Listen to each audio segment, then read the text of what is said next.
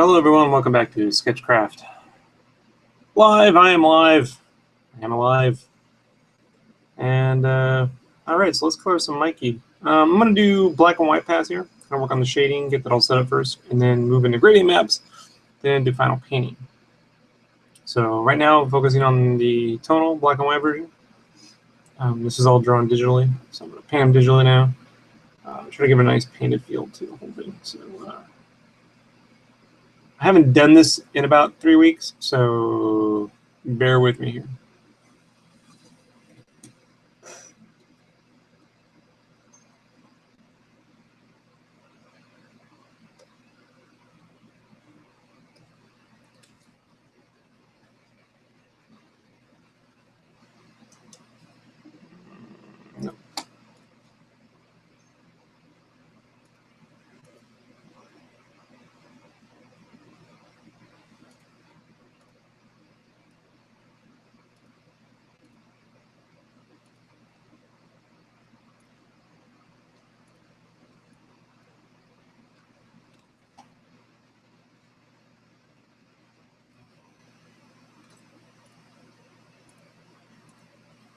Just switch the size in here.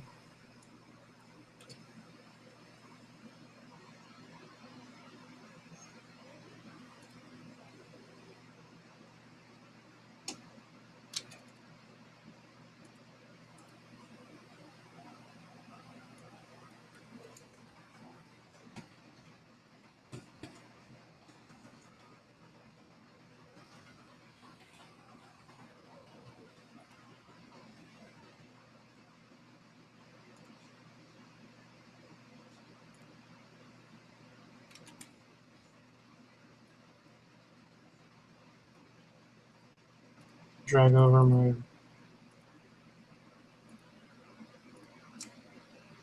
masks.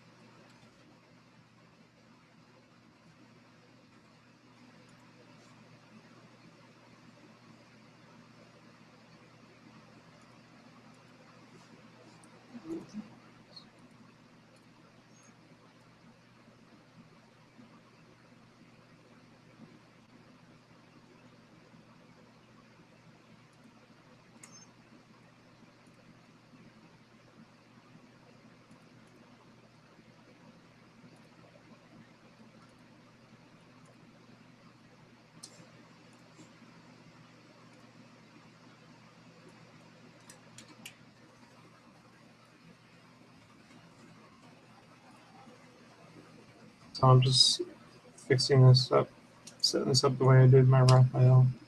I'm just grabbing stuff out the file the way I set it up.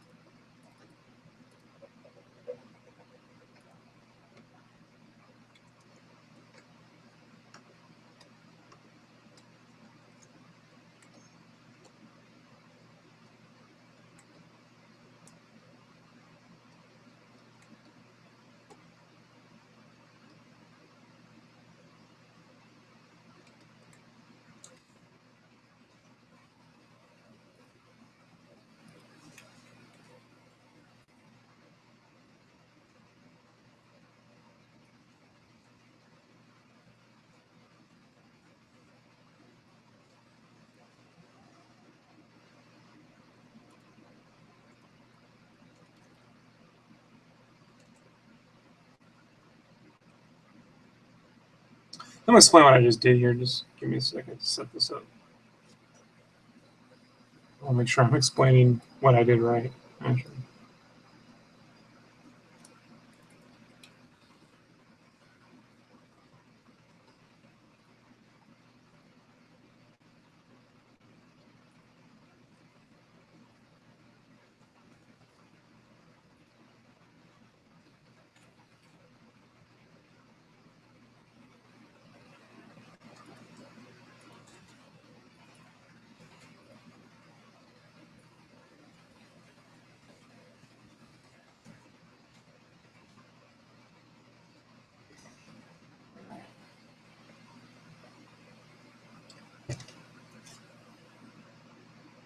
So this is my shade layer. What I've done is I've already masked it to the character. Basic flat, which is just all around. And then cut that out so you can see it there. And then I set a mask again, and I turned the first one on. So this is normal, set to about, just make that even 50%. Opacity. And next is set to, let's make it an even 60%. And then 60%. But these are turned off in the mask, so they're not even on. So you no effect. This is on. The reason why is I like to start dark, work up the lights, and then add more contrast. So that's basically it.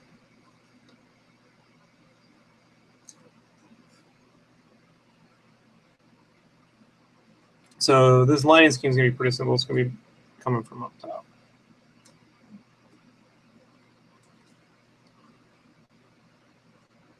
We come right in here.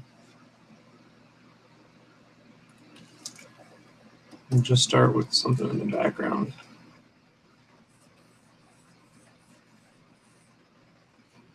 I want to just fill that. Yes.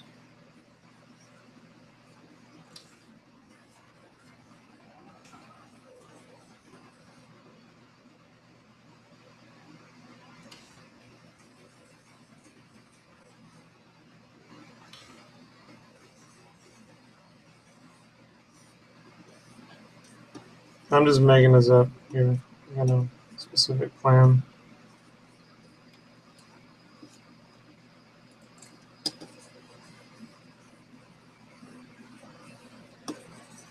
I'll draw something in there as we go along.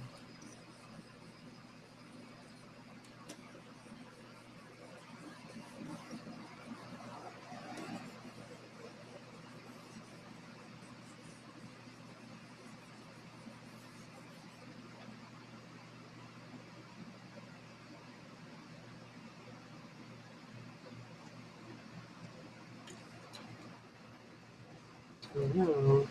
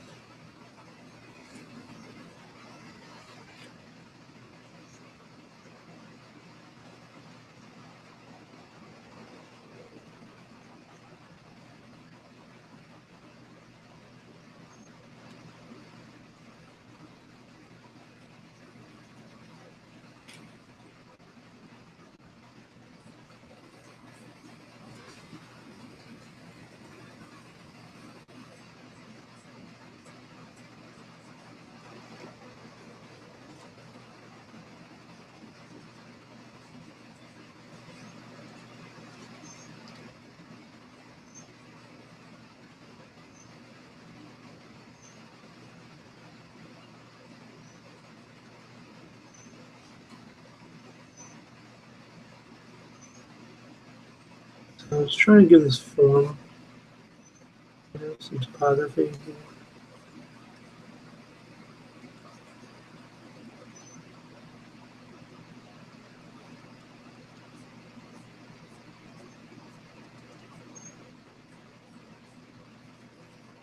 It's not a serious light study. It's just it's kind of coming this way, where it kind of feels like it would hit or fall over.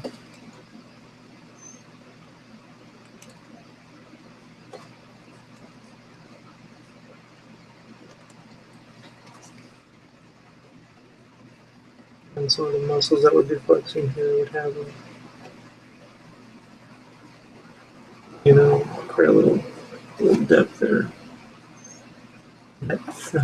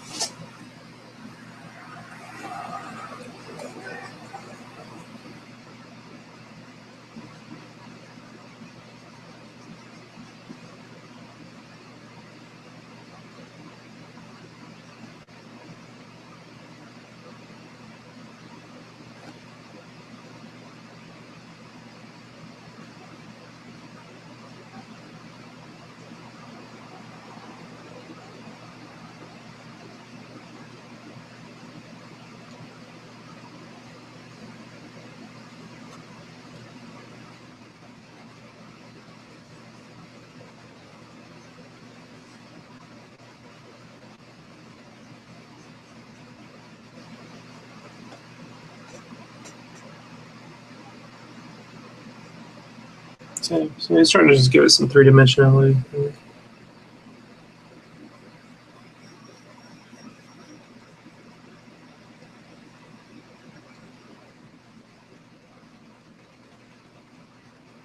And really, the trick to this is just, just think about it. Try not. There's no trick. There's no like, okay, so I go here and then, I'll just start painting in light stuff and there'll be shadows. Like, really, just sort of think. Okay, like if the light's coming this way, does it require some grand tutorial? Does it require, crazy setups in Maya to simulate lighting? Just, just think if there's light coming this way and it was hitting and this was like a statue, just pretend it's a toy. If you can't get your head around the art, just pretend it's a toy. This is a statue. How would the light hit? That's what I do. I don't try to. I'm not really great at this sort of thing. So the way I get around it is I just pretend it's a toy. And I'm lighting this little figure, and it's coming this way, and I try not to rush. This will get done pretty quick. It's not. It's actually not a complicated process.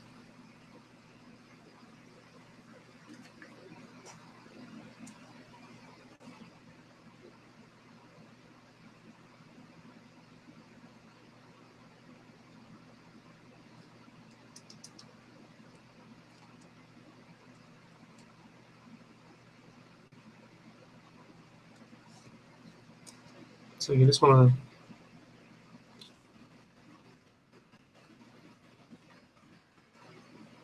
take your time a little bit and sort of think it through.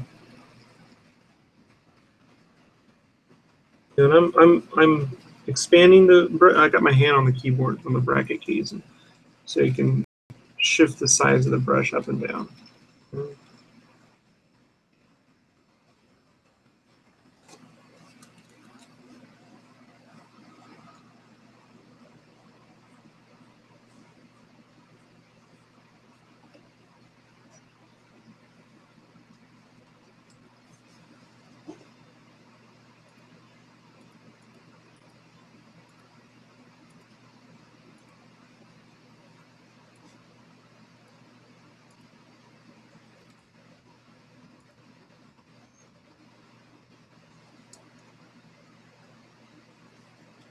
I just say.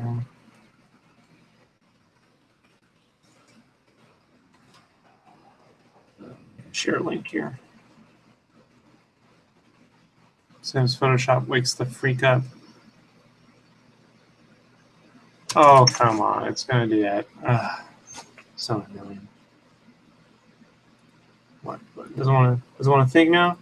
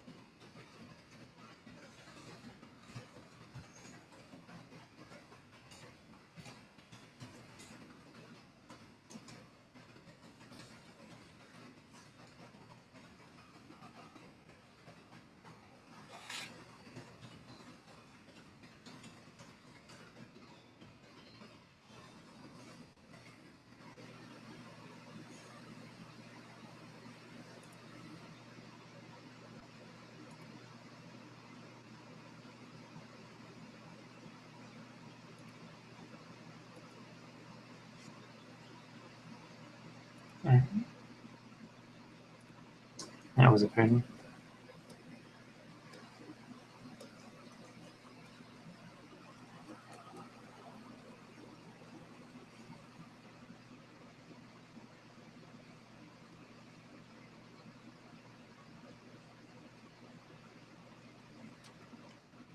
You can start a little soft, and then you can come in, shrink it, and make the brush a little bit more rigid around the edges. Right?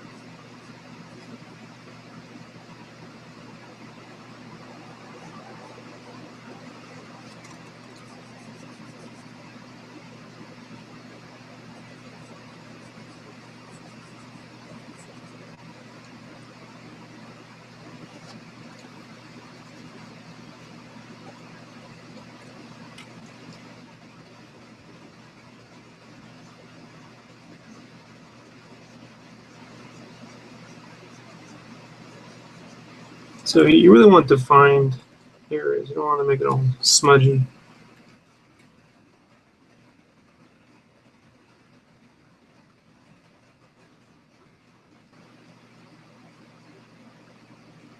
These aren't super hard edges, but you want to find.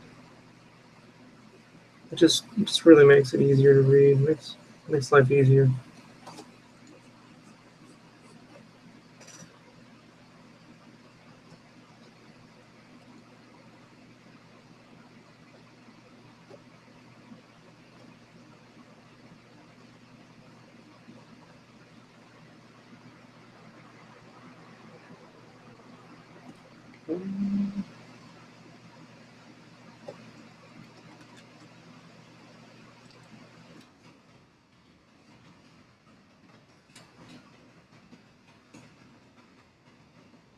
Last between this bicep here.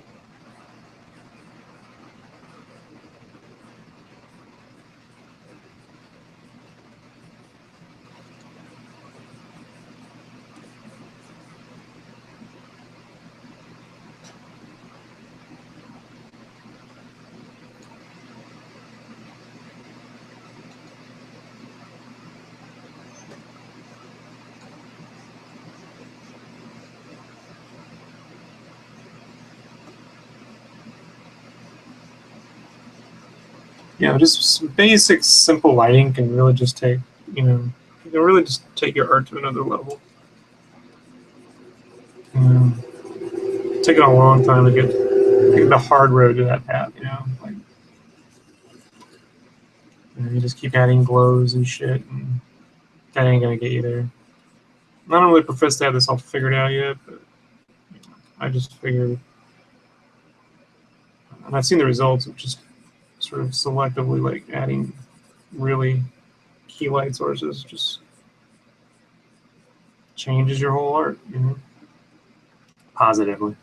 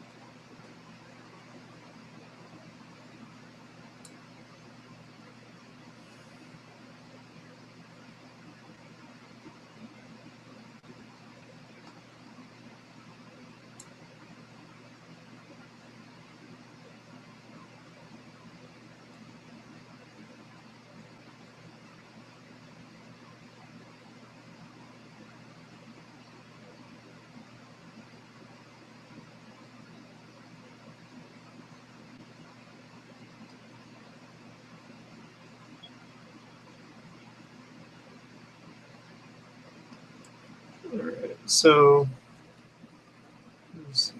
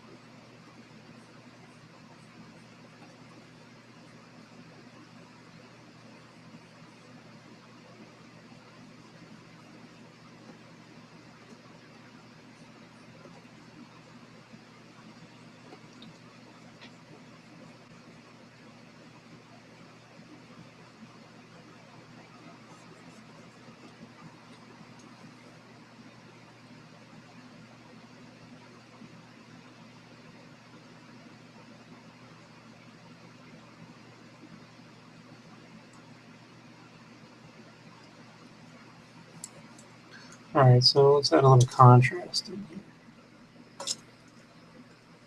So this is the first shadow layer. Now it's turned to black, so there's nothing on. I'm now paint in shadows. So here I'm painting in light, right? So it's all filled with black, paint in light, and then now I'm painting in the shadow.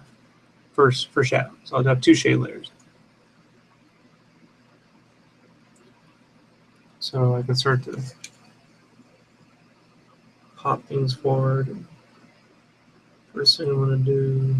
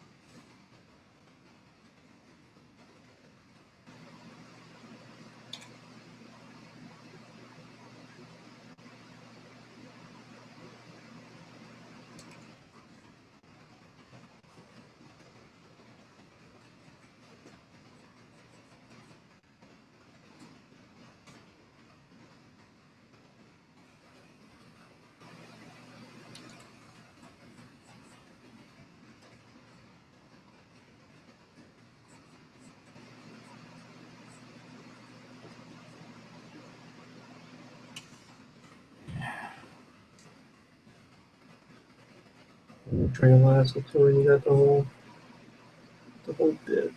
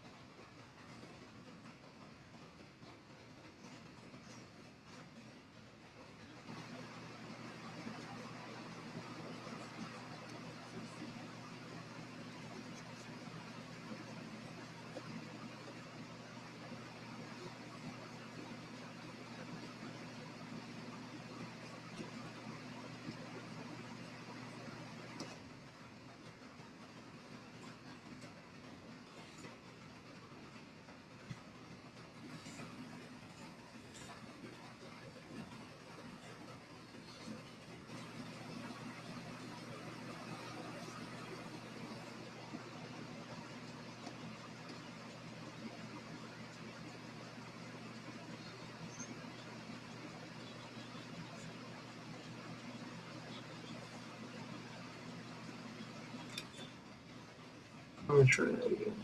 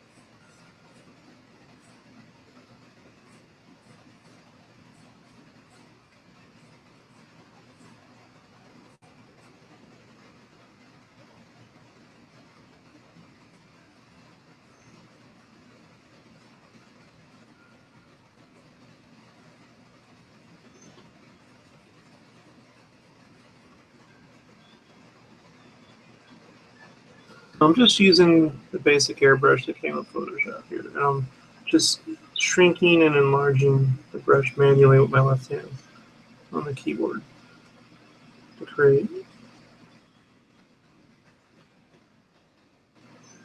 larger, smaller areas. Really just to control the hardness of the edge.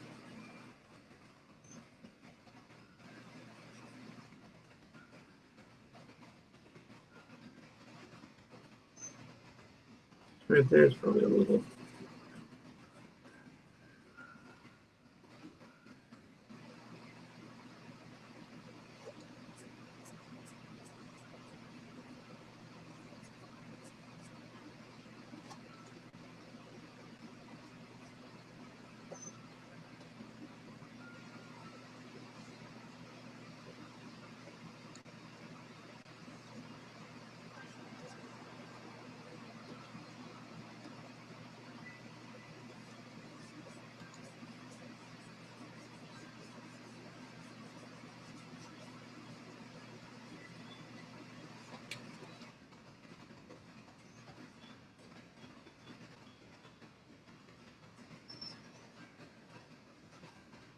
Just trying to create topography here.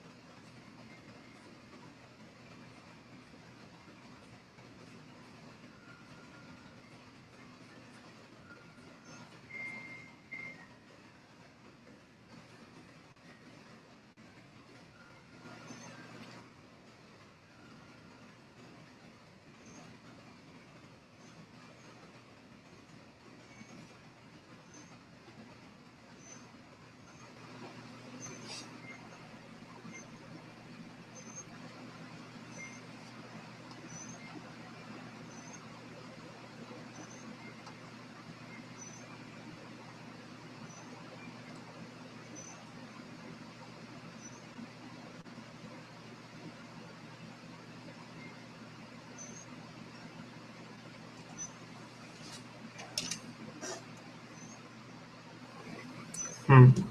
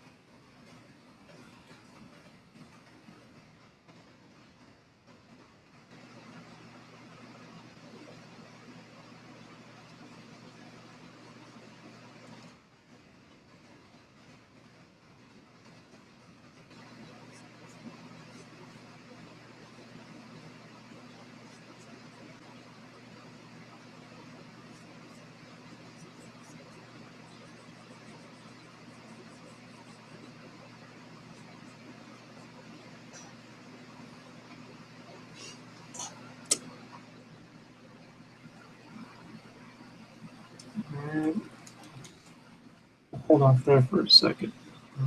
Let's stew for a bit. So let's just sketch in some more.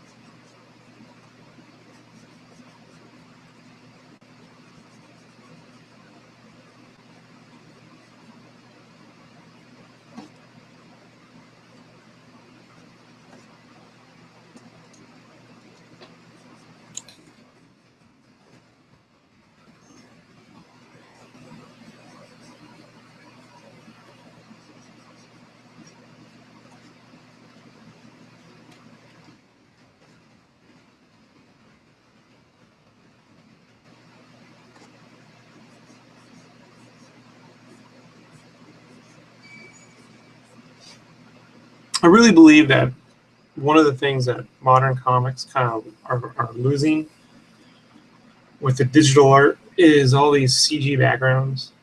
I think if the characters are drawn really well, the backgrounds can be really loose. And they will prove that point. If you look at animation movies from the 70s, 60s, and 80s, you know, Sigourney, you know, the character looser so the characters can pop forward. And I think that American comics are just like everything's looking so perfect, so pristine.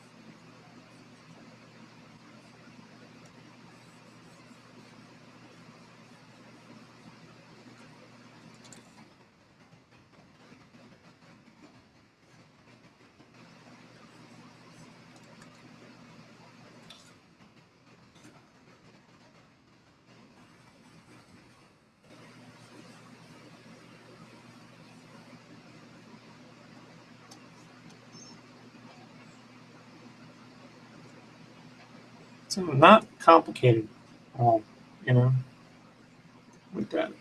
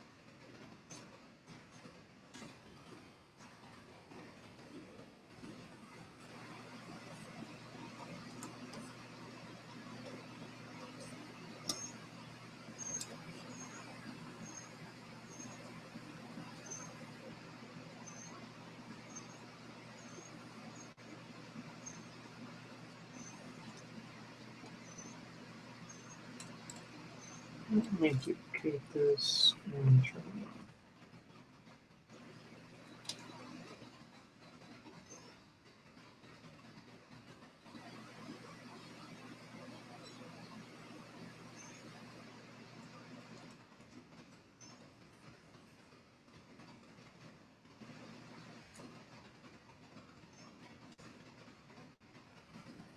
Pop some of these shadows in.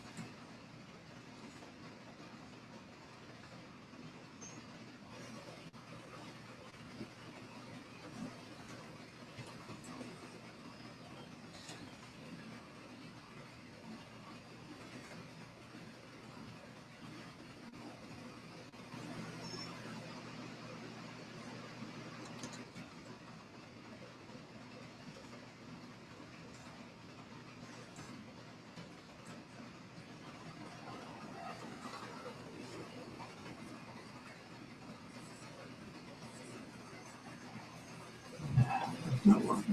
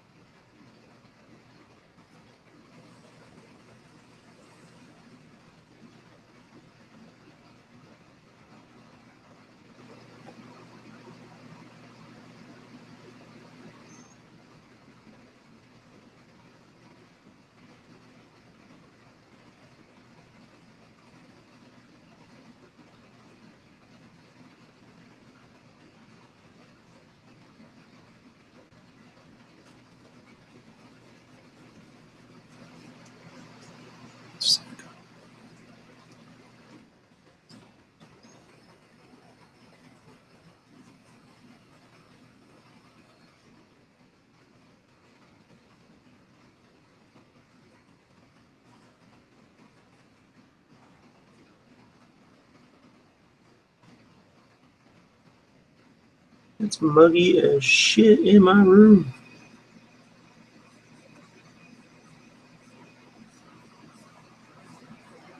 Munskins.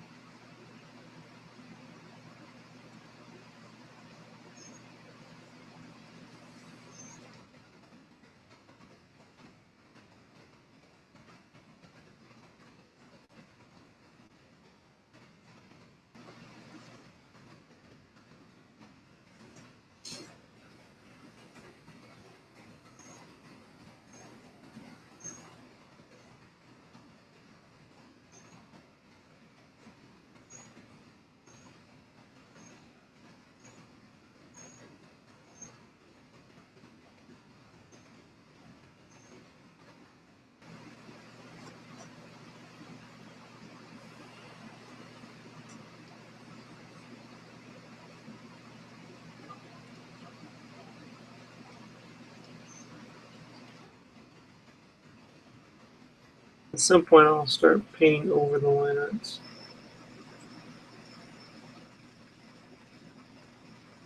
Pretty soon, actually. Just getting to that point where it's like, there's so much I can do.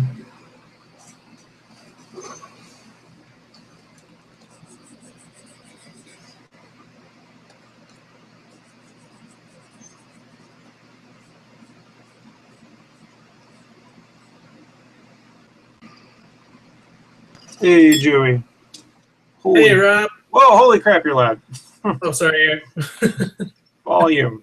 I don't know if it's you or me. 1 second. Let me see if it's me. Probably me. All right. See something now? Is that better? Yeah, it's better. Okay. Good. Yeah, I didn't want it to be super loud. Yeah, well, we'll all find out eventually when people let me know. Yeah. If it was me or you. Doesn't matter. Yeah. I was like, oh, oops, I'm sorry, I don't mean to be loud. No, it's all good. What's up, dude? Nothing much, just working on some character art. Can't really show it right now, but that's what I'm doing right now. I was going through my emails. I'm like, oh, Rob, send me a Google invite, so I better join into that. Yeah, I never know who's available, so I just send them out. Yeah. Yeah, I've been doing a bunch of Periscope videos on that with my phone. So that's kind of what I've been doing. I don't really know. I tried, man. I can't hold the phone and draw. Oh well, I got a thing from Amazon. It's only like $15, but it's like a gooseneck Right. phone holder clamp, and it's really nice and makes doing the videos really easy. I'll look into it. Yeah, it's pretty cheap, and I was as soon as I got it, I was like, wow, this is really nice and way better than me trying to hold it. Because my first Periscope, I was like holding it, and then the second one, I like stacked a bunch of books on my desk, and then like used my kneaded eraser to like stick the phone to the top of the book and have it like hang over the edge. Yeah, that's no fun. So it was improvised kind of Right. phone holder. Is this for a print that you're working on? Yeah. Oh, nice. I thought you had this already colored. No, I had to go off and do other stuff. No. Was it the other TMNT pieces that you had done that was colored? Yeah, just the first two. I have to finish all of them. I got Donnie Mike. I'm gonna modify the Bebop and Shredder and Rocksteady. Nice. They were all sort of drawn really quickly, so. Yeah. So like, are all these like being made for prints? Yeah. Oh, nice. And are you getting some like? There's a bunch of people getting them as well? Yeah. Yeah, I have a nice little following. Well, that's awesome. Yeah. So yeah, so if you're selling prints, I guess. I mean, like, I guess. I'm pretty certain you'll see this on a T-shirt somewhere at a Florida con too. Yeah, dude, I know so many different artists who have had their stuff swiped for T-shirt art, and I was like, wow, that's Todd Nuck's Venom on a T-shirt. That's Steven Sanchez's Spawn piece on a T-shirt. Yeah. I was like, I even asked Sam when he was doing his Periscope earlier. I was like, did you approve that? And he's like, no. And I'm like, well, I mean, yeah, just letting you know, those people are making money off of your art. No, what can we do? You know, like, honestly, man, like, there needs to be a following at cons that just goes around and exposes the people who are just printing up other people's art, you know? Yeah. I can't stand art thieves, dude. I will this because I had to deal with 3 this year, and there was one last year that I had to deal with my brother, and it was like somebody trying to steal his Spider-Gwen piece that he had done, claiming that they had done it. Because what had happened was it was posted on the movie pilot fan page and got like several hundred thousands of views. And since my brother, like, he's been trying to get some new artwork, some new art jobs, I mean, and that's like hundreds of thousands of people seeing a different page that's not Ben's page. And that's what made me upset. It's like, that's exposure that could have gone to him.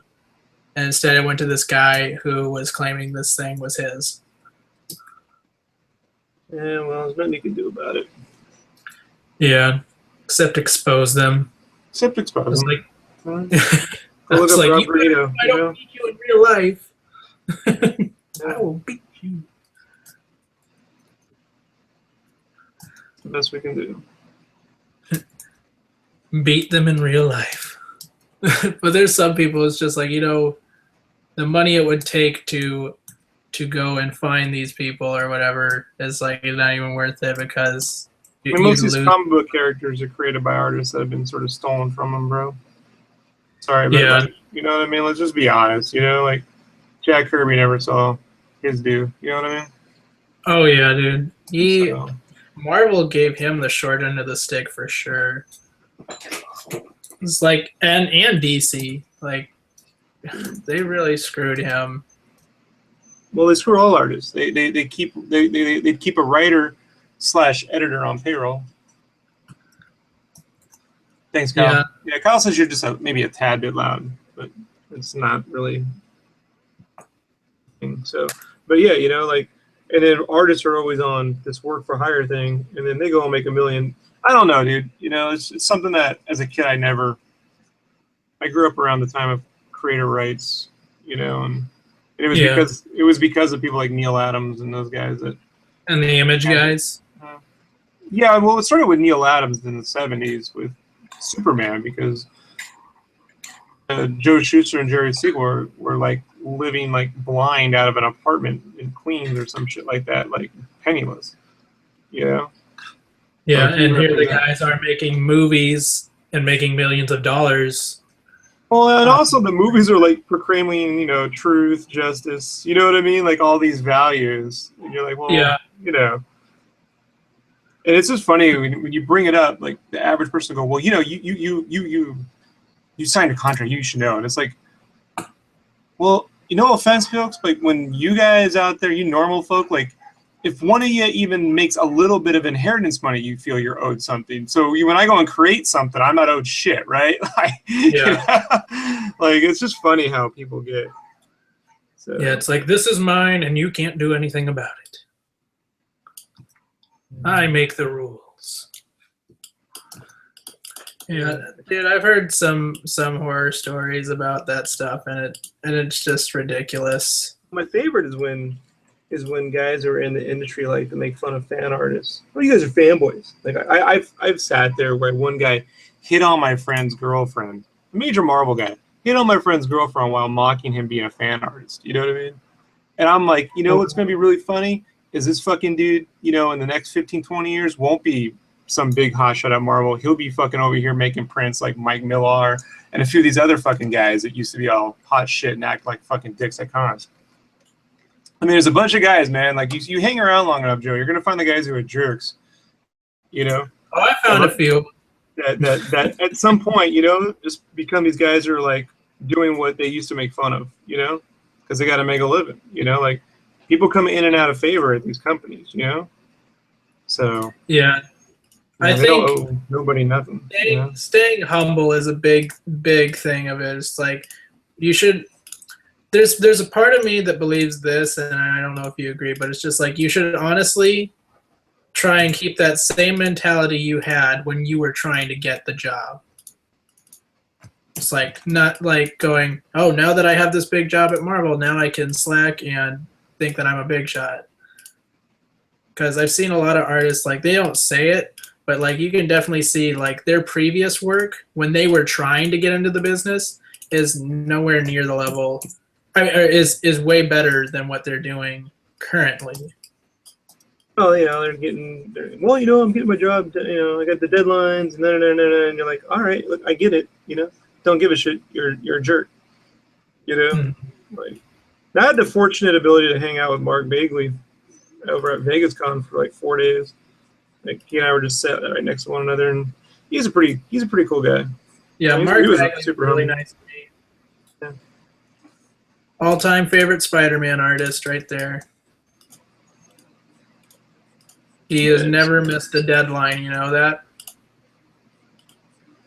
Yeah, I know that, but I don't know if that means anything to me. You know, like I grew up reading European comics where they produce one issue a year, so you know what I mean. Like, yeah, but I didn't buy Marvel big, DC comics, so I never cared if they met a deadline or not. I was like, well, when it comes out, it comes out. Like, so, but he did, you know, he did some good work, and yeah, the sort of him and Eric Larson are probably my two favorite. Right next to him. Yeah, I like Eric Larson's stuff a lot. Back in the day. I just love the way how Mark Bagley would draw Spider-Man's eyes and the poses he would put him in, and especially how he drew Venom and Carnage. Yeah, well, he invented Carnage, so. Yeah. Nope. Yeah. I honestly think like there's only a few people that can really do Carnage justice apart from Mark Bagley, and that is I think Clayton Crane, who has done an amazing job whenever he did those Carnage covers. And let's see, there's one more guy that I know of who has done amazing Carnage stuff. Oh man, I don't know, man. I stopped reading those things a long time ago, bro. I'm not the dude. Well, I haven't read an issue with Carnage in a long time. I think they actually have brought him back as like an anti-hero. Which yeah, I'm sure they've always they always go that way. They got to make the villain the hero. Yeah, it's been that way since Lethal Protector. Right? Yeah, I actually had Mark Bagley sign that issue for me. I had that. That was like one of the first few issues I saw of his work, and that was what really turned me on to Mark Bagley's art and Spider-Man in general, and the character Venom. But as soon as I saw that, dude, I was like hooked. It was one of the comics that got me to really dive into drawing. What were some of your first favorite comics that you like got that were just like, oh man, that just totally blew your mind? Turtles. That's it. Turtles, Dark Knight Returns. You know, and then Image, The Tick, Bone. Yeah. You know, independent stuff. Then in the late '90s, I was all about like Oni, like Girl Scouts, and I read a lot of indie stuff, man. I was never really into Marvel, DC.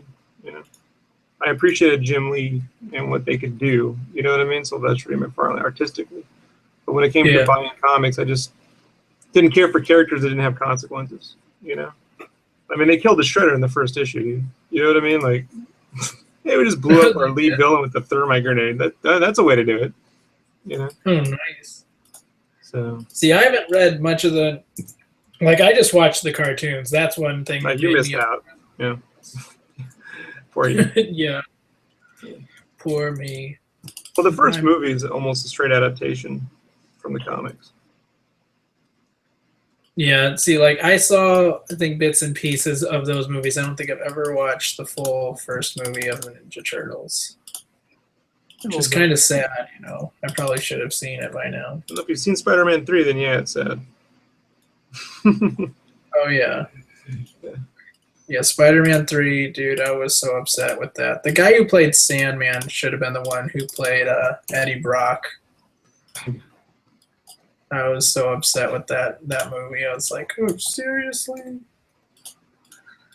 We just threw away money to see that garbage movie. But I guess it is what it is, man. And then the now new start to Spider-Man. Like I honestly, bro, like, that's your thing. I just cannot fathom opening up one mainstream comic. I mean, the only thing coming out of Marvel and DC that I enjoy is Capullo's work and Sean Gordon Murphy. Like, that's it. Yep. That's it. That's it, you know? Well, I'm seeing, dude, I'm just gonna be honest, you know, there's like a lot of people that I see drawing for Marvel Comics that I'm just like, really? You know? I told you I've never been able to put modern. The last time I put a real modern Marvel thing on a shirt and it sold was the Civil War piece from 2005, man. The McNiven. You know, that's just because it's a gang of characters. Like people just like a gang of characters, you know.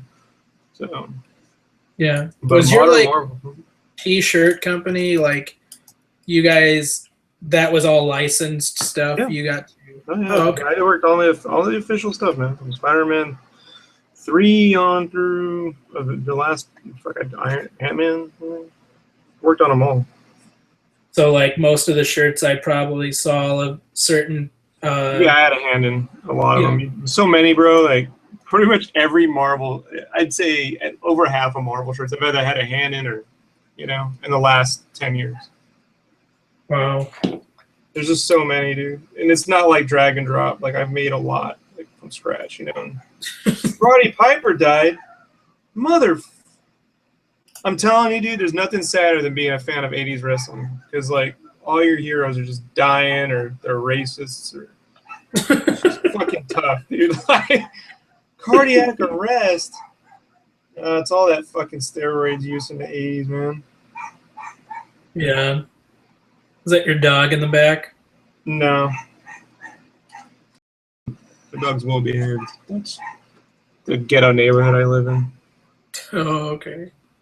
Do you have a dog? Yeah. You'll never hear her. Yeah. My dog, she likes to bark. Well, I have two dogs, but my smaller dog, she likes to bark at people who are like 2 to 3 blocks away. I'm like, why are you barking? You're not even close. We've trained the dog since day one. They're in classes. And she does agility now. Nice. The hoops and turning through all that stuff. So, no, man. You know that's the thing about comics. I always liked the independent shit. You know, same with my animation. Like I liked 80s. I liked a lot of the 80s anime, like the Max cartoon, Beavis and Butthead. You know, I didn't really watch. Didn't care about Tiny Toons, man. You know what I mean? Was it more like a indie guy? You know? Which was unfortunate because all my friends that were into like really indie comics were like, "You really should like be like mainstream," you know? I'm like, no, I don't like it. Like, you know, but I didn't like because I guess I like the art from Todd and them, but I never considered Todd and those guys to be mainstream. You know, I mean, they had their own company. You know. Yeah, well, they were the guys who were selling the books at that time too. Well, I thought everyone was going to sell 1 million copies, you know. Yeah, that's kind of sad. Exaggerate. There's like almost nobody selling near that many comics nowadays. Like that hasn't happened since like 19. Well, Star Wars did it, you know. So that's about it, you know. Oh yeah, Star Wars now like is so crazy. And but The Walking Dead does kind of have that. Yeah, it's about the closest thing. Yeah, but I mean, like the 300,000 mark. I think they said. One of the things that was really depressing that had ended up happening or something was like when the market started falling for comics and like their first run or something had ended up under like 100,000 or under like 300,000. It's like, man, I would kill to sell like even like 1,000 or 100,000 copies. But back then they were just selling them left and right.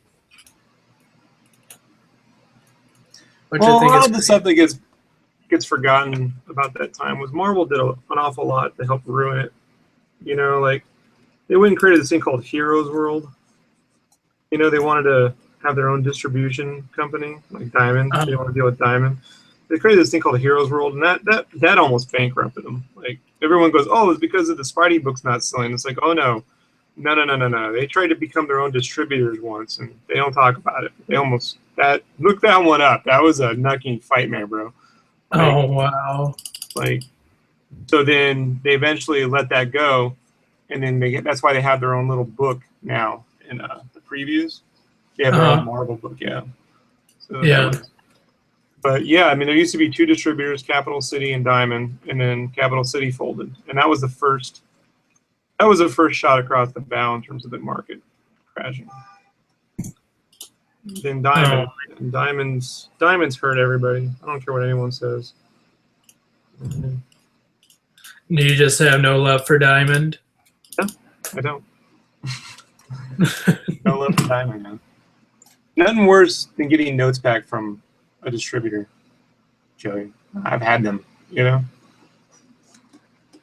Like notes like what? Like on the printing? My layouts on my cover should be, you know, from Diamond. Like, you know, they exert a lot of control. You know. Oh man, that's kind of nuts, man. But whatever, you know, stay out of it. But so, like, when you get a book published through Image, does Image like only print a certain amount of books for you? Like, do they print like the lowest amount? Depends on the deal. There's two deals essentially.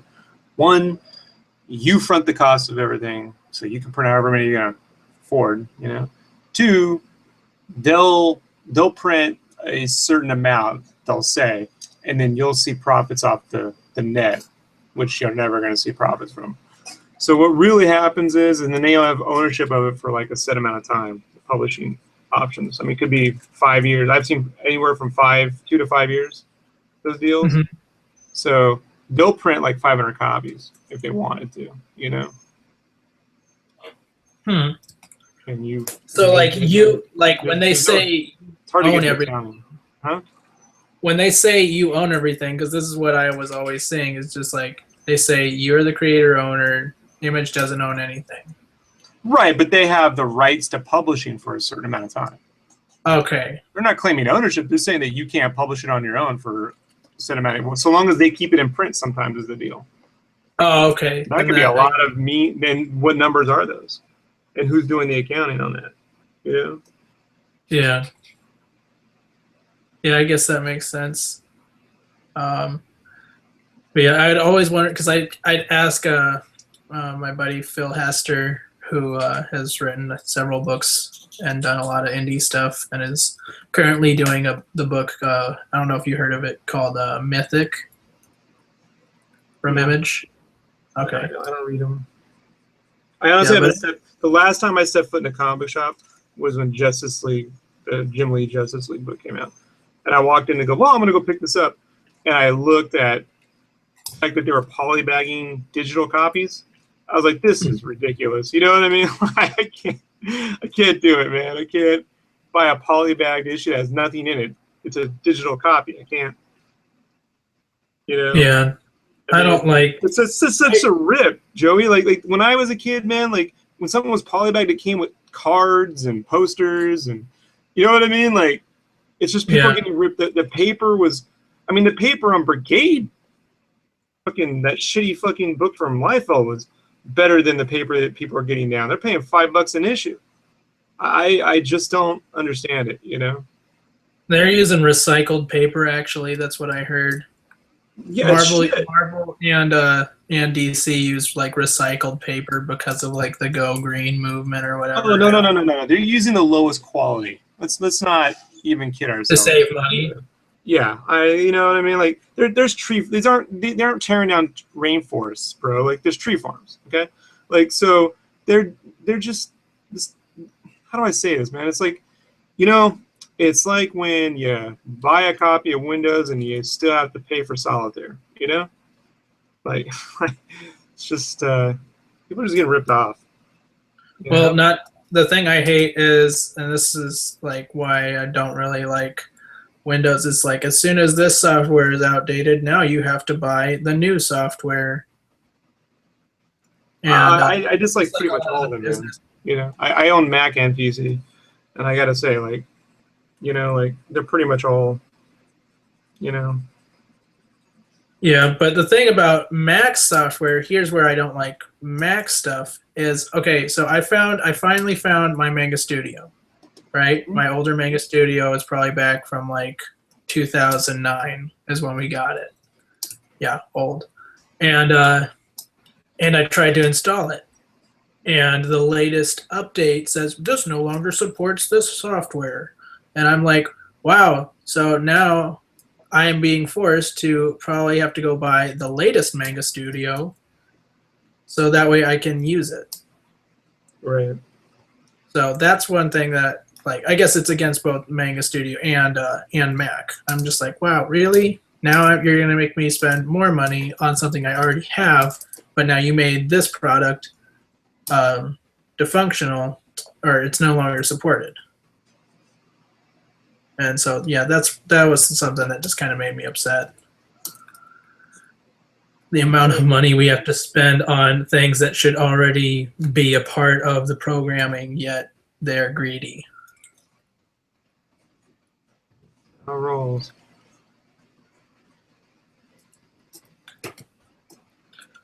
Let's see.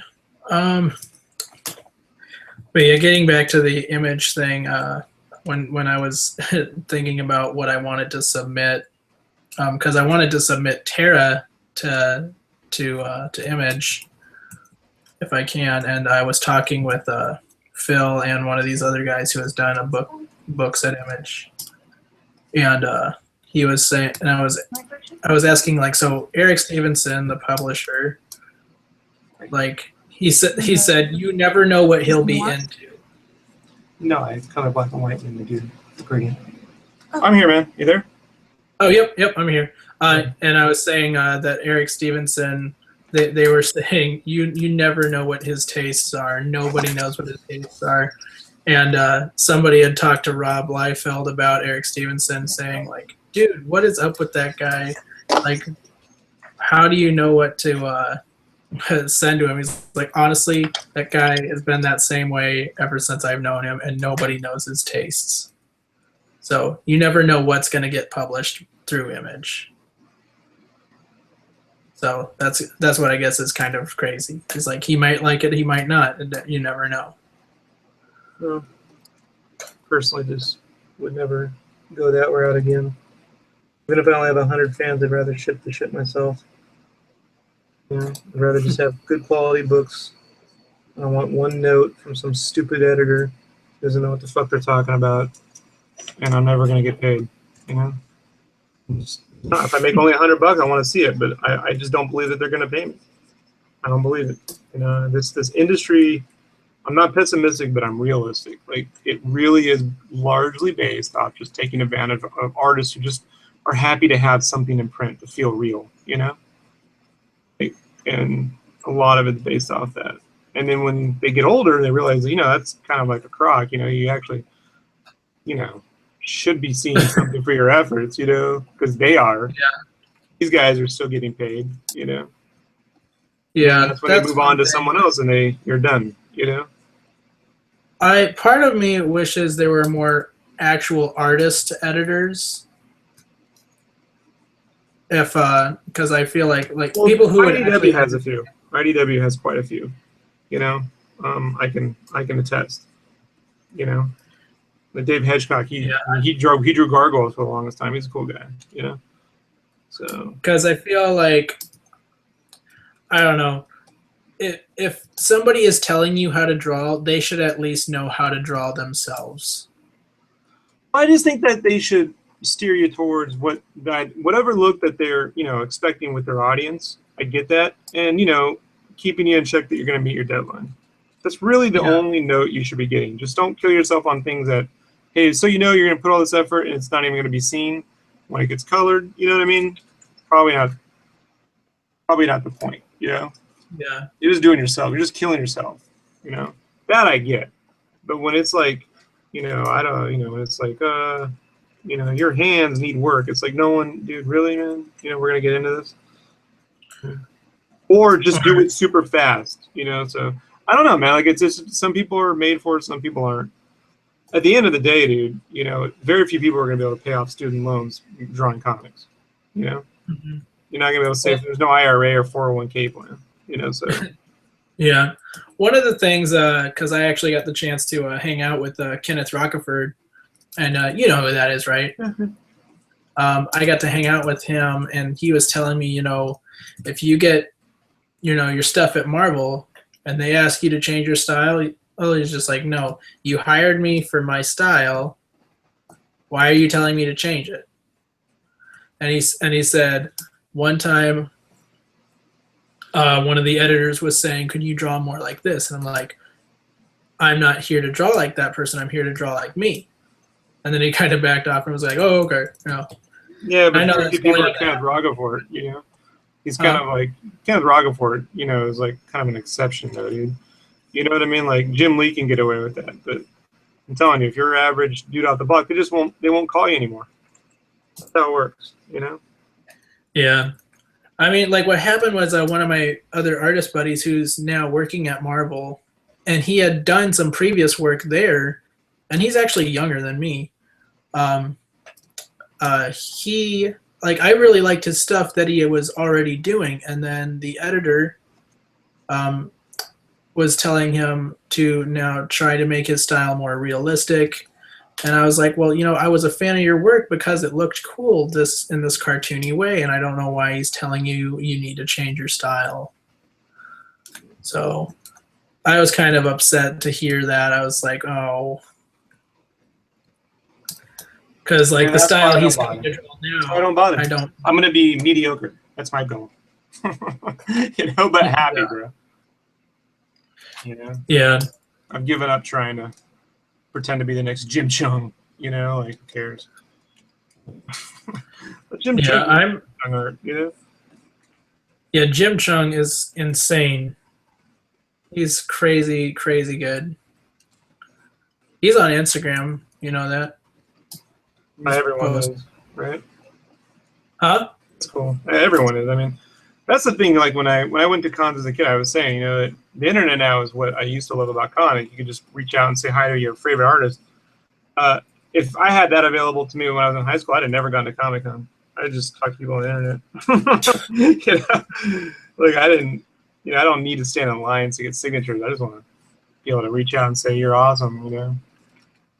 I know, dude. It's a lot of fun, being and the correspondence like from people like that's a lot of that is thanks to or I owe a lot of that to the internet because I wouldn't be where I am without being able to talk with a lot of these guys, including yourself.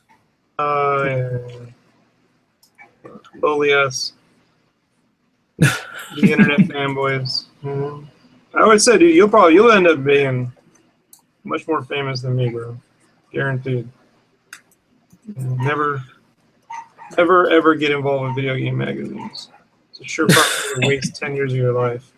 But I just was on the phone with an hour with a friend who got wrapped up in some shit I don't want to get into, but let's just say I had to like help him see the sense in the situation, you know? Just like, this is a waste of time. You should do something else. You're never going to get paid. Stop worrying about it. Move on. Don't do anything else. You know, once they haven't paid you for 60 days, they're never going to pay. Just letting you know. Yeah, that's why a lot of the times I usually, like, especially for commissions, I take payment up front because I'm like, this is what happens. People will want you to do something, and then they'll kind of like run away, you know, and be like, oh, well, I guess I can't get it. And it's just like, well, then I just wasted all that time on a commission, and somebody else is now being forced to wait, you know. Right. And I'm actually getting ready to post up my new commission list here pretty soon, actually later today. So, because I needed to up my prices on my commissions. Mm-hmm. And I was talking to one of my buddies, and I showed him my first price listing, and he's like, dude, you're charging way too low. And I was like, really? Yeah. And I told him one of my things was, and it's like, I'm not like a big name artist or where I can charge a super amount. And he was like, yeah, but you'll get there, whatever. And I was like, well, you know, well, thank you for that. And so I upped my prices a bit. And he was saying, like, you know, the amount of work you're putting into these pieces, you know, you should get fairly compensated for that. So I was like, oh, well, I mean, I guess that makes sense, you know. Right. you're putting all this time and effort into a certain piece for somebody. Because for me, I try to usually give people the best commission I can. Because one of the things I can't stand seeing is some like the older artists doing those really quick, crappy sketches, and they charge like $100 for them. You do get to a point, you know, with them. They're like, well, you know, what do I have to prove? I see it. You know, I get their point. You know, there comes to a point where you know when you're 50, you probably don't want to be up till 3 in the morning drawing someone some great commission. You know, like at that point, I say then just take 2. But you know, I'll tell you the thing, Joe. You got to remember, man. These guys, you know, they're not seeing residuals every time their stuff goes to trade. Now, the thing about it is, if you're a writer on Spider-Man, your stuff goes to trade, you're never going to see money from those trades. But if you're a writer on the Spider-Man movie and that thing goes to DVD, you're going to get a paycheck. I mean, the reality is the people on the Green Arrow TV show are making more than anyone that's ever worked on the Green Arrow comic. You know, that's the fact. So, you know. Well, it's also way more people are watching the Green Arrow TV show than the people are reading the comic.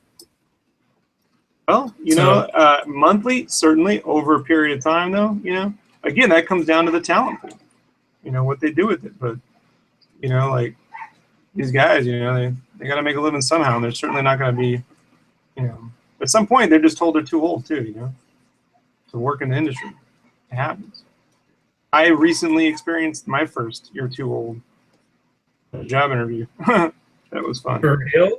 Yeah, I had another one tell me why they want to know why I wasn't like more successful, like why I wasn't working in games or movies or something. You tell them because people were not giving me the shots I needed. I'm like, well, you know, it's so there's different states of life, you know. Yeah, definitely, man. It's all a kind of a work in progress thing. It's like when it happens, it'll happen. Or if it's going to happen, it'll happen. Like for me, I know I'm still young, and like saying this to anybody, people are like, "Oh, well, you're still young," blah blah. But I don't know. I guess I think to myself, it's just like, well, Joe Mad and Alvin Lee, all those guys got in when they were young. It's like, why can't I? You know. And so that's why I guess I keep trying to push myself. I wish it was 1993. I'd be doing quite well. That's the problem. You know, I was made for another era. Yeah, I feel like there's a lot of people out there who I think would be way more successful if they had been there back then during the image boom. And people were buying up the comics left and right. I still wish it was like that. One door closes. We all do, but one door closes, another one opens. There are other opportunities, you know. So, yep, thanks to video games, amongst other things. You know. Yeah, one of my several of my friends who have worked in video games are just like, yeah, it's like you get less recognition, but like that pays you way more than comics will. The nice thing about my job I have now, and which I guess is a good thing, is like, because like there are times where I will be notoriously slow at doing something, and that's where I worry. I'm like, well, I hope I'm not this slow if I'm doing something else. And I think it's also motivation that'll make me faster at times.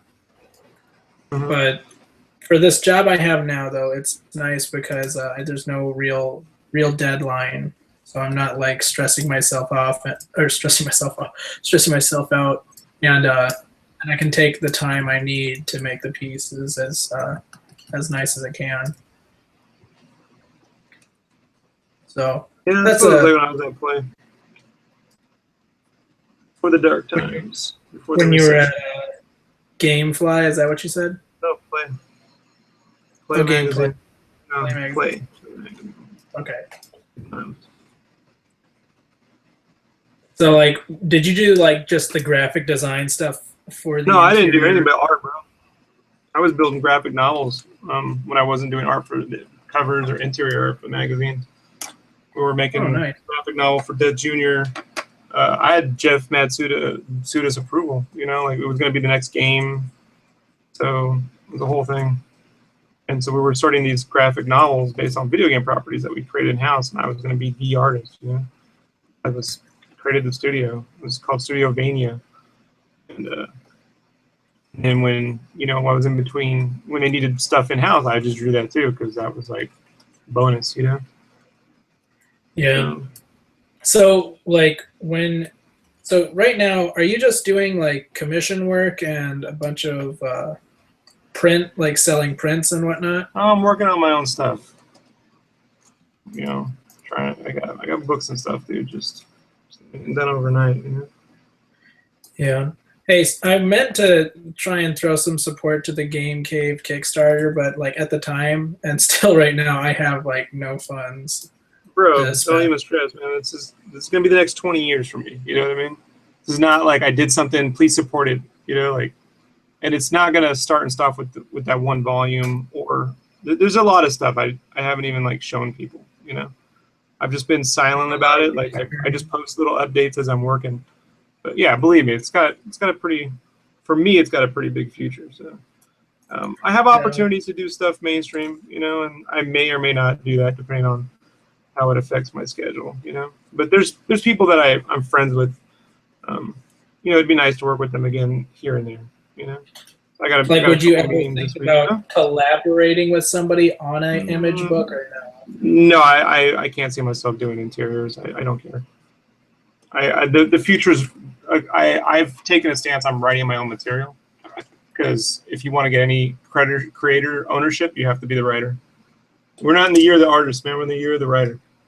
You know, and that started the day they made Robert Kirkman a founding member of Image. Yeah. Artists don't matter. I mean, it matters, you know, but people don't think it matters. You know what I'm saying? That's one thing that kind of makes me sad. Like, did you see that thing I posted about, like, do people care about the artists? No. And I was like, no, honestly, because from what I've seen from a lot of certain Marvel books, not really, not as much. Like, there's like 40% of people, maybe even less than that, really care about the artist. Like, buy books strictly for the artist. Right. No, that thing is pretty much gone, man. They just want the characters and the story. You know, so that's why, you know, it took a lot of courage for me to say, like, I'm just going to do this myself. You know, and I don't care if the beginning takes a while. You know, the beginning, when you're inventing things, it always takes a while. That's the process. I really recommend reading Ed Catmull's biography, Creativity Inc. He's the guy who founded Pixar. He invented things like texture mapping. You know, created it. Yeah, it's fantastic. There's an audiobook too. You can listen to it while you work. Yeah, I got those Todd Talks MP3s that you sent me. So nice. Yeah, those are fun to listen to. It's funny, nobody even calls that, like, says that anymore. Like, remember when things were like, do you have an MP3 player? Oh, yeah. I know, that's dating yourself, right? Yeah. Also, the Razor, you know, the Verizon Razor phone. I remember when that was like, you were hot stuff if you had a Razor phone. No, there's the iPhone and everything before it. That's basically it, you know? Everything changed with that. Yep, I have a computer in my hand now. Basically. But yeah. So man, it comes down to, you know, creating and owning your stuff. You know. The only person in the industry I could even think of like it would be worth doing it would be like Mark Millar. He's the closest thing to Stan Lee we got. You know, he's making his own stuff with you know, I mean, obviously never with me. I mean, with the hot creators, the big artists, you know, and then he's getting movies made off him. I know Chrononauts apparently is going to be turned into a movie now. Sure. I really wish these things would become TV shows, but you know, not the biggest fan of material would work better. But I mean, he's directly responsible for the modern Marvel movie age, as far as I'm concerned. You know, the Ultimates. Well, yeah, especially with Civil War coming out and all the other different things. Yeah, but Basically, the Ultimates alone changed everything. You know. yeah, it's basically like the Ultimates and regular universe collided in the movie universe because there's a lot of different things that are like similar about both universes within the within. Yeah, he doesn't get enough credit though. I think for his contributions. But I get it. He's a little bit of a pain for some people to work with. Who cares? The guy's talented. Yeah, he's come out with some pretty cool stories. I think Old Man Logan and Civil War are two of my I love Red Sun. Red Sun. Yeah, Superman Red Sun. You ever read it? I have not read it. I should read it. Yeah. There's a lot of probably a bunch of older books that you've probably read that I've never even touched ever.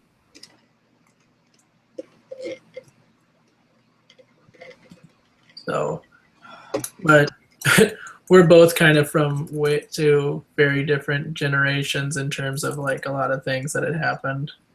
Oh yeah. Because like I didn't get like really into comics until I was a little bit older, like till like when I was like 12, and then because like there's a lot of people that got into them when they were really really young. And it was like when I was like 10 or 12 is when I really got into comics. No, I mean, like I like the characters. When the Batman movie came out, you know, that was a big, you know, game changer for me. I love the movie. It's hard to get into the books, and but then I found The Dark Knight Returns, and I fell in love with that. I didn't even know what it was. I just thought it was awesome. So you haven't read any of Scott Snyder stuff? Huh? Have you read any of Scott Snyder stuff on the? Yeah, I mean, yeah, Scott Snyder stuff is awesome, you know. But that's what I'm trying to tell you, dude. It's the age of the writer. You know what I mean? Like, yeah. You know. All what these hurts about The Dark Knight Returns is if you drew a book that looked like that today, you know, it wouldn't get published in mainstream. It'd be deemed too cartoony. Well, not only that, but probably like in certain cases of what was put in the book, they'd be like, "Oh, all this controversial stuff now." Like, dude, people look for anything to make an argument or make a big deal out of in certain comic things. Like, "Oh, that person did this in the comic." And I was like, "It's a comic book." I don't even care. It's American pure. This country's founded on Puritan, bro. You know, and nothing's gonna change that anytime soon.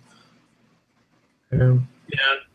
The amount of political correctness people try to have. Nothing's new about this. This was the same when I was a kid. It's the same now. I just ignore it. I mean, when people were arguing over whether, you know, Batman could get his back broken, if that's appropriate, I was reading Akira. You know what I mean? I'm like, you know, I don't really, you know, oh my God, you know, like, oh my God. Who cares? It's a comic book. Edie did drugs. Ooh, you know what I mean? Like, go read The Crow. You know, like. Yeah. I think people should have bigger fish to fry than making big controversial deals out of comic books. Oh. Seduction of the innocent, dude. You know. Oh. They've never gotten past it. You know. It's like, enough. Just get over it and move on with your lives. Your sad, sad lives. I'm going to write all the mean things I can about somebody's story. This is almost ready for color. Do it. Monday. Oh, not right now. Monday. 10,000 steps today, dude. What'd you say? You'll die. You gotta walk 10,000 steps a day or you'll die. Trust me. These things start to catch up with you later on in life, man. I gotta go complete my last 4,000 before. I'll be back on tonight though to work on them. I got game. Did you say you need to do 10,000 steps a day? Yeah. I keep track of that. So I'm up. Yeah, definitely need to get back. I can't run because of my back. It's horrible on me. Yeah, I used to run cross country in high school, and I miss it a lot. I had in my last year, my senior year was the worst though, because what ended up happening is we had spent the summer running, and I honestly think that is what hurt me because I got major shin splints. Yeah, I'm not a fan of running. After the Army, I've seen, what it does. It's not necessary. I like power walking, you know what I mean, and hiking. Fantastic. Yeah. Well, for me, I loved being able to run and feel like I had unlimited energy. Like I could run miles and still run maybe 2 more after that, and not tire. And like the main thing about running cross country was just like consistency. It's not about going faster or slower. It's about maintaining a pace throughout the entire run. And that's one thing I really liked. Because it made me have to like be able to run. I remember like some of my first days running, I was like, how do people do this? And then like by the end of the year, I was like, I have unlimited energy. Right. So yeah, that's definitely something that I missed about it, especially running with people, because like being here and doing comics, like you're not around anybody. No. It's a. You can see these big gaps. Like you get those little step meters. You can see big gaps in your productive schedule when you're working because you don't move. It's like, everything's like you get this bar and it's like, activity, and then like 8 hours of nothing. Yeah. That's me drawing right there. That's me killing myself. Like. I know. Well, at first they said it was really kind of funny. It's like sitting is killing people. Now it's saying standing is killing people, and it's like. No, or standing while working, it's killing people. You just have to be active, Just be more, just get around, move around. It's fine. You can sit all day, but just get up and just try not to do any much of anything. You know what I mean? At any given time, try that. Yeah, I'm almost finished with the piece I'm working on, and what I'm probably gonna do after a bit is probably go down and do my workout. I've been trying to get back into my workout. I think the worst part is the worst is the beginning part of trying to get back into working out. After that, it's much better because then you're staying in a consistency. But like it's the first initial. When you haven't drawn in a while, you don't expect to do your best piece day one. Give it a week, or 2. Yeah. Amen. I mean, a lot of people just stress over that, Yeah, it's definitely something I need to make sure I do every day. Is just get active and move around. The most important thing I can tell artists, honestly, something I wouldn't have listened. I mean, look, I was in the Army. You know what I mean? I'm not against being physical, but I've had to learn the hard way. If you don't move around, you're not gonna have enough energy. All the rock stars and energy drinks in the world aren't gonna get you through the day. Honestly. Yeah, I know. I don't drink any energy drinks. I just drink coffee, and that's it, and water and soda. Coffee and water. I don't drink soda.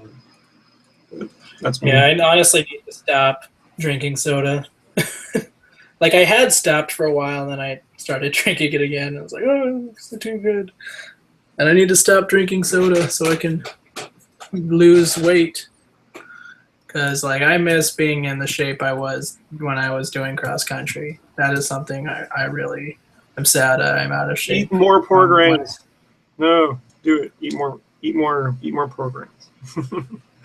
Eat more pork rinds. Do it. Come on, Chubby Joe. Awesome, dude. Like I said, I'm gonna be back on tonight in case you wanna whatever. If not, dude, thanks for hanging out. Where can people find your stuff, dude? You guys can find my stuff on Instagram, which is my username is SpiderFreak818, and my DeviantArt is joeyvasquez.deviantart.com, and then you can find my stuff on Facebook as well on the Art of Joey Vasquez fan page. Sweet, dude. Thanks for hanging out, Joey. Awesome. Thanks for having me, Rob. Anytime, dude. Anytime. Good talking. Talk to you soon. All right. See you, man. Later.